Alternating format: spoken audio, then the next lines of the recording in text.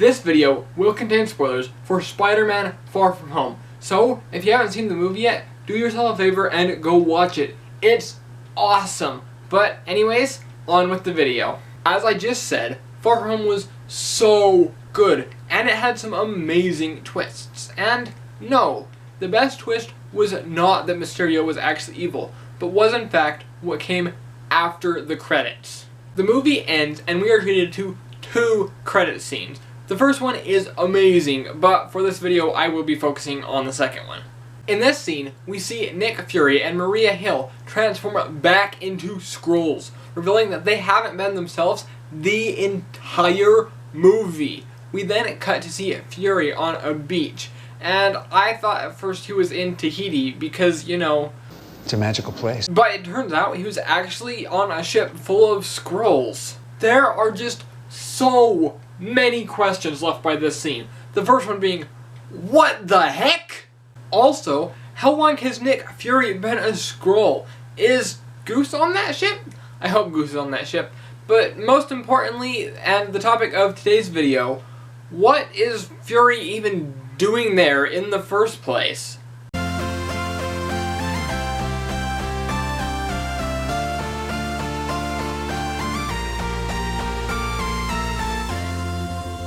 Why is Fury in space, and why does he have a Skrull impersonating him on Earth? He must have some big plan or something, right? After all, Fury just wouldn't take off into space for some vacation with the Skrulls, so why in the flippity-dang heck is he there? I believe what we are seeing is S.W.O.R.D, or at least the beginnings of it. So now you may be asking, what's S.W.O.R.D?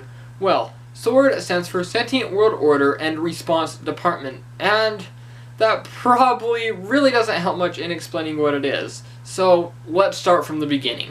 S.W.O.R.D started as an offshoot branch of S.H.I.E.L.D. with the goal to protect the Earth from otherworldly threats. So, you know, aliens. Over the years, the two have somewhat drifted apart until now when they have just about nothing tying them together, except, well, the Pokemon game that's coming out at the end of this year. And speaking of which, I have no idea why they would choose to name a Pokemon game after fictional Marvel government branches. I mean, there's definitely no other place they could have drawn the inspiration for that name from. Ever since it was founded, the director of S.W.O.R.D has been Abigail Brand. Brand is half alien, half mutant. She can produce heat from her hands, is military trained, and can speak numerous alien languages, making her uniquely equipped to be the director of Alien S.H.I.E.L.D. Other prominent members include Beast, Death's Head, Henry Grinch, Lockheed, Spider-Woman, and Sidron. Over the years, S.W.O.R.D has played an important role in numerous different events in the Marvel Universe, including Unstoppable, Secret Invasion, and Dark Reign. In Unstoppable, S.W.O.R.D and the X-Men team up and do space stuff, I guess. I actually know nothing about this storyline. But Secret Invasion and Dark Reign, on the other hand, ho ho ho! I think it is very possible that we will see a movie based on Secret Invasion sometime within the next few years. Secret Invasion is where the Skrulls secretly invade Earth. Get it? Secret Invasion? Nobody knows who to trust. Anybody could be a Skrull. S.W.O.R.D could be a great way to lead into a Secret Invasion movie. Maybe the first few Skrulls found could be agents. Or, you know what? In that credit scene we saw Fury with a bunch of Skrulls. So, I'm not positive, but I'm pretty sure those dudes were good guys.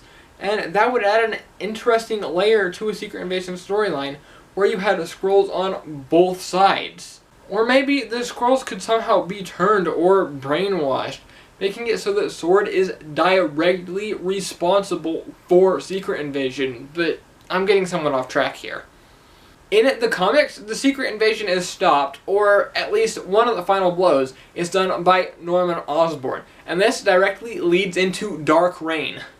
In this story, Norman Osborn takes over the Avengers and forms his own team of villains pretending to be heroes. He also takes over S.W.O.R.D. That's how it plays in. It would just be really cool to see Dark Reign in a movie, but that's for another day. I really think that S.W.O.R.D would just work great in the universe that they have set up. And Kevin Feige has said in the past that the future of the MCU is going to be more cosmic, and S.W.O.R.D works really well in that regard. S.W.O.R.D could operate in a similar way that S.H.I.E.L.D. did. It's that force helping in the background, but never really getting in the way or stealing the spotlight. In addition to that, I would love to see an Agents of S.H.I.E.L.D.-esque S.W.O.R.D TV show on Disney+, only actually connected to the movies. I mean, I love Agents of S.H.I.E.L.D. It's my favorite TV show, but it would be really cool if an Avenger could pop up every once in a while. Or even better, if the S.H.I.E.L.D. team had been in that final battle in Endgame. So yeah, that's my prediction / hope. That they will introduce S.W.O.R.D into the MCU, and then we will get a TV show for it in Phase 5. So what do you think? Are we seeing the beginnings of S.W.O.R.D? And would you want to see a TV show for it? Let me know down in the comments. But anyways, thank you so much for watching. I do really hope that you enjoyed it. And if you did, be sure to leave a like and share it with your friends. And if you're new around here, please consider subscribing and hitting the notification bell so that you never miss a video from me in the future. You can click over here if you want to see my review of Far From Home, or you can click over here to see a full playlist of Marvel videos. But anyways, once again, thank you so much for watching. That's all I've got for you today. I'll see you next time. I mean, there's definitely no other place that could have drawn the inspiration. I did it twice. Drawn the inspiration